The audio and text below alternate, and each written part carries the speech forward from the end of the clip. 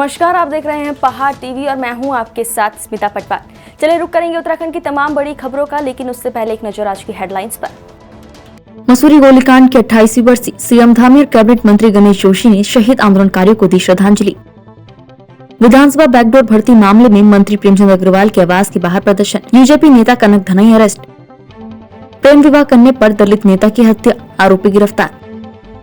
हरिद्वार में स्कूली छात्र छात्राओं ने संभाली जिले की यातायात व्यवस्था, चौराहों पर किया ट्रैफिक कंट्रोल।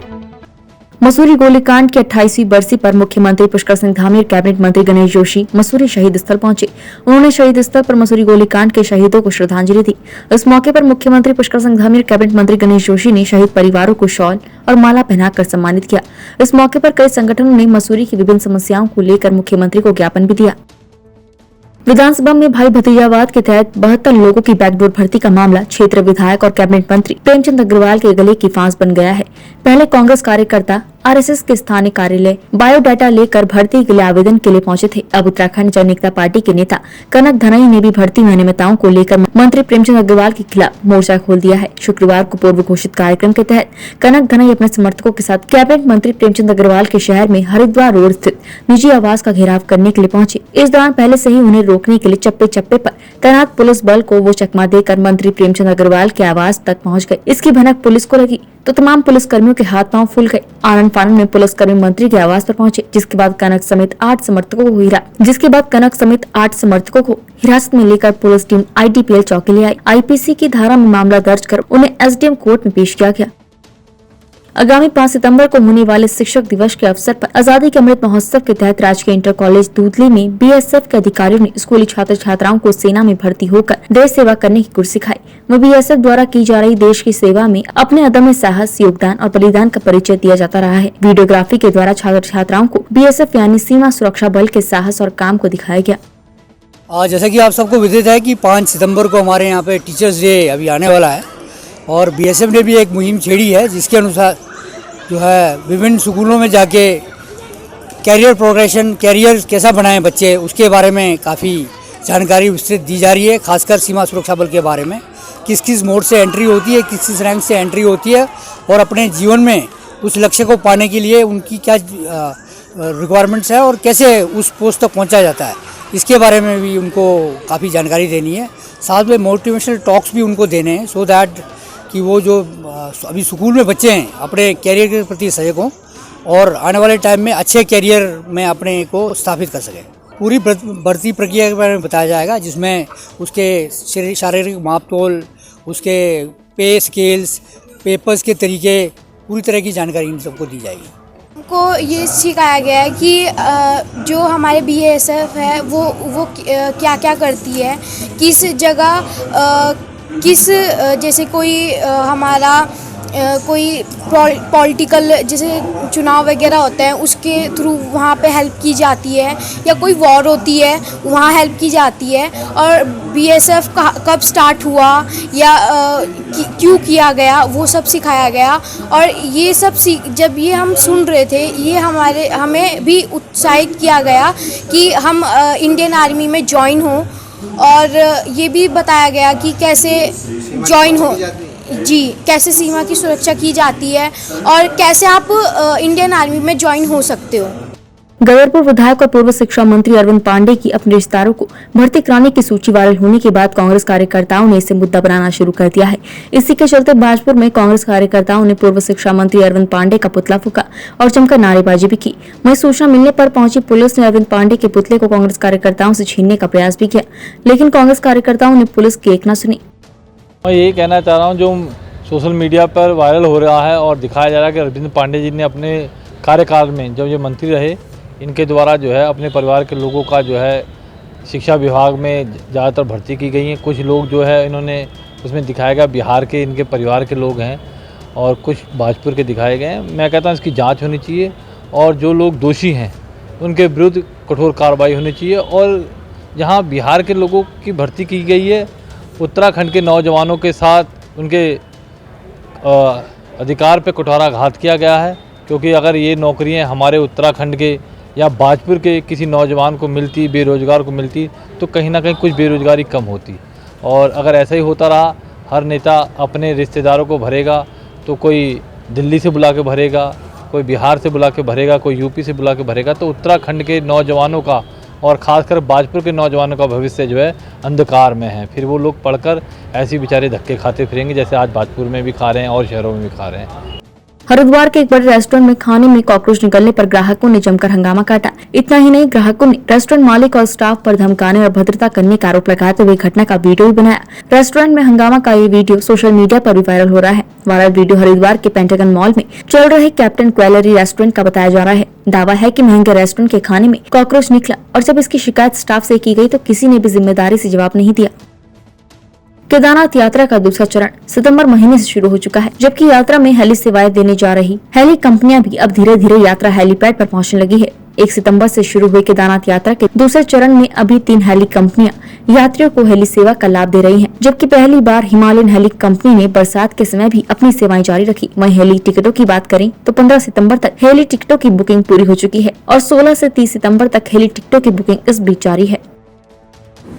जैसा कि आपको विदित है कि यात्रा का दूसरा चरण शुरू हो गया और काफ़ी अच्छी भीड़ होने की और पर्यटकों के आने की संभावना है।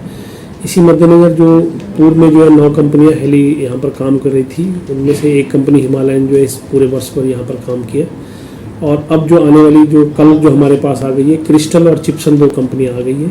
शेष कंपनियाँ 8 तारीख, 9 तारीख, 10 तारीख और इस प्रकार से आगे जो है अगले 15 तारीख तक सभी कंपनियाँ आने की आ जाएंगी यहाँ पर और अपना कार्य प्रारंभ सेवाएँ शुरू। और यह भी मैं अवगत कराना चाहूँगा कि पिछले विगत 2-3 दिन से जो है मौसम खराब है और अक्सर सभी लोगों का ये रहता है टिकट लेने के बाद कि सबसे पहले मैं चले जाऊँ।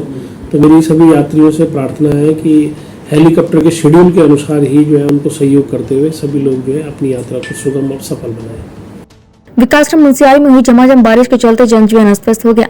वहीं मुंसियारी के तला जोहार क्षेत्र के नाचरी में भारी बारिश के चलते रामगंगा नदी उफान पर आ गई। रामगंगा नदी के रौद्र रूप से क्षेत्रवासियों की मुश्किलें बढ़ गई हैं। अररिया जिले के भिकासैन में सवर्ण युवती से प्रेम विवाह करने पर ससुराल वालों ने अपहरण के बाद दलित युवक की हत्या कर दी। घटना से पुलिस प्रशासन में हड़कंप मचा हुआ है। पुलिस ने हत्या आरोपियों को गिरफ्तार कर लिया है।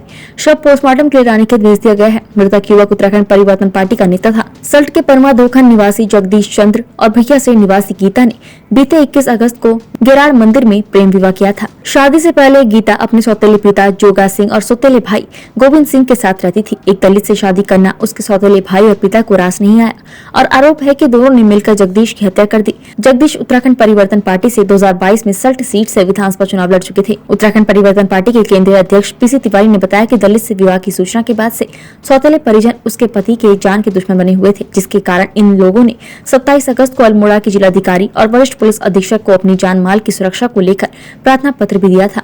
आरोप है कि प्रार्थना पत्र देने के बाद भी कोई कार्रवाई नहीं हुई। गुरुवार को जगदीश के ससुराल वालों ने जगदीश चंद्र को भिकासैन में पकड़ लिया था। उसके बाद वो लोग जगदीश को एक गाड़ी से अपहरण कर ले गए। उसके बाद बेरहमी से जगदीश की हत्या कर दी गई। विद्या भारती अखिल भारतीय शिक्षण संस्थान द्वारा विकासखंड मुंसियारी में संचालित हीरा देवी भट्ट विवेकानंद विद्या मंदिर इंटर कॉलेज में गणेश चतुर्थी का कार्यक्रम बड़े हर्षोल्लास के साथ मनाया गया। विद्यार्थियों ने भजन प्रस्तुत किए। नमस्कार, आप सभी को हार्दिक शुभकामनाएं भगवान गणेश जी के जन्मोत्सव की। विद्या भारती अखिल भारतीय शिक्षण संस्थान द्वारा संचालित श्रीमती हीरा देवी भट्ट विवेकानंद विद्या मंदिर इंटर कॉलेज मुंसियारी में भगवान गणेश जी के जन्मोत्सव को बड़े हर्षोल्लास के साथ मनाया गया। विद्यार्थियों ने भजन प्रस्तुत किए, भगवान गणेश जी की स्तुति की। बुद्धि के देवता, विघ्न विनाशक, प्रथम पूज्य भगवान गणेश जी के जन्मोत्सव का आज़ादी के संघर्ष के दौरान भी विशेष महत्व रहा है। पंडित बाल गंगाधर तिलक जी ने गणेश महोत्सव प्रारंभ करके भारतीय समाज को एकत्र किया और आज़ादी के संघर्ष को एक नई ताकत दी।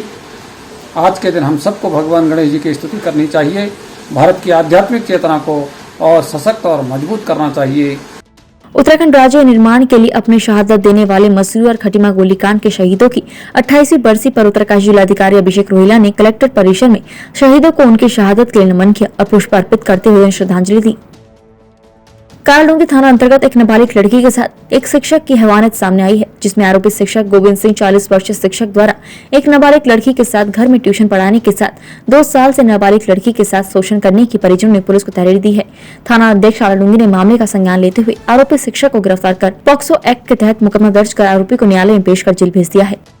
बिदरामपुर एक गाँव पड़ता है चकलवा के आगे, तो वहाँ की एक नाबालिग लड़की, उनके पिताजी उन लोगों ने कल एक तहरीर दी थी कि उनकी बेटी के साथ कोई ट्यूशन पढ़ाने वाला कोई टीचर था, तो उसके द्वारा गलत हरकत की गई है। तो इस संबंध में हमारे द्वारा उसके खिलाफ पॉक्सो एक्ट में और 376 में मुकदमा पंजीकृत किया गया है, जिसको आज उसको गिरफ्तार कर जेल भेजा जा रहा है। सितारगंज के सिटकुल रोड पर ग्राम कल्याणपुर के समीप कल सुबह अपने मवेशियों के लिए घास काटने निकले युवक को एक तेज रफ्तार प्राइवेट फैक्ट्री की बस ने रौंद डाला। मृतक के परिजनों का कहना है कि मृतक इंद्र सिंह बोरा सड़क पार करके घास काटने जा रहा था, तभी अचानक रॉन्ग साइड से आ रही तेज रफ्तार फैक्ट्री की बस ने इंद्र सिंह को कुचल दिया, जिससे उसकी मौके पर ही मौत हो गई। वहीं सामुदायिक स्वास्थ्य केंद्र की डॉक्टर अभिलाषा पांडे ने बताया कि मृतक को 108 वाहन द्वारा सितारगंज सामुदायिक स्वास्थ्य केंद्र लाया गया था। मृतक की उम्र 30 से 35 वर्ष है, जिसके सर पर गहरी चोट आने के कारण उसकी मृत्यु हुई। 30-35 साल की और इसका नाम इंद्र सिंह बोरा है, सितारगंज कल्याणपुर का रहने वाला है। ये रोड एक्सीडेंट में कहीं मृत अवस्था में पड़ा था, जिसको 108 द्वारा हमारे यहाँ से इस्तेमाल कराया गया। अगर इसके शरीर में काफ़ी जगह चोट के निशान है, सर पे भी काफ़ी गहरी चोट लगी हुई है। मैं भी पहाड़ से यहाँ आया था, 1 हफ्ता हो गया है।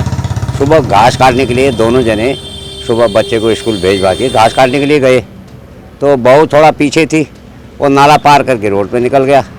तो रोड पे निकलते ही जैसे बस आई होगी, रॉन्ग साइड में था बस वाला और वो अपनी साइड में खड़ा था। बीच में जब बस आ रही थी तो खड़ा हो गया, तो बस कुदरत पता नहीं कैसे इधर को ला के दबा दिया गया उसको।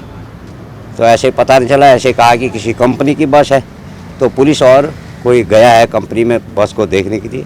देखो आगे क्या होता है।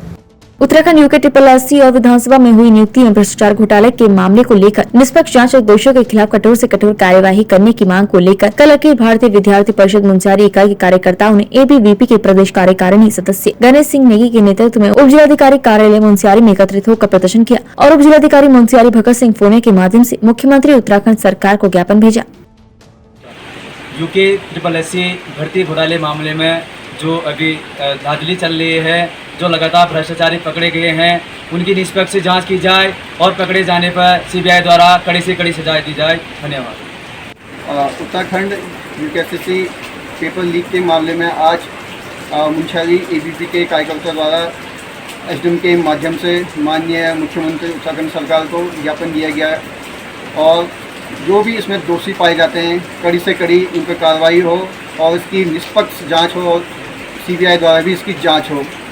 उत्तराखंड की तमाम बड़ी खबरों में फिलहाल इतना ही। बाकी खबरों के लिए देखते रहिए पहाड़ TV। नमस्कार।